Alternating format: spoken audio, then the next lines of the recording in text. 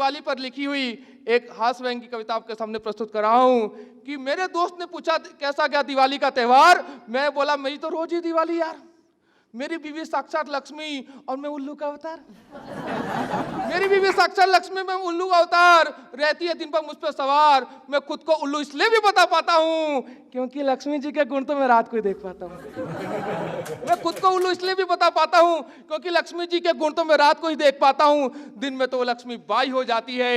मुझ जैसे दुबले पतले इंसान को अक्सर ये कह के धमकाती है कि ज्यादा आवाज की तो दरवाजे पर खड़ा करके चला दूंगी कूलर। जिसे सुनकर माँ कहती है अक्सर कि हे भगवान, तूने मुझे कैसा दिखला दिया। जिस बेटे को लगे कई साल शेर बनाने में, उसको उसकी बीवी ने कुछ मिनटों में उल्लू बना दिया। कि भगवान तूने कैसा सिला दिया। हर दिवाली की रात खुले रखी हूं घर के द्वार, करके यह विचार कि लक्ष्मी जी मेरे घर से निकलकर किसी और की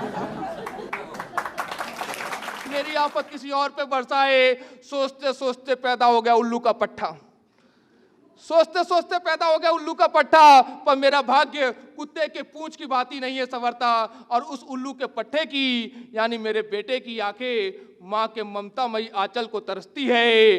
क्योंकि उसकी माँ साड़ी नहीं जींस पहनती है, क्योंकि उसकी माँ साड़ी नहीं जींस पहनती है। और टॉप भी कैसे, कभी ऊपर से लेस, कभी नीचे से लेस, कभी स्लीवलेस, कभी बैकलेस। और हिम्मत करके पूछो कि क्या है भगवान, बोलती है सेटअप मैनरलेस।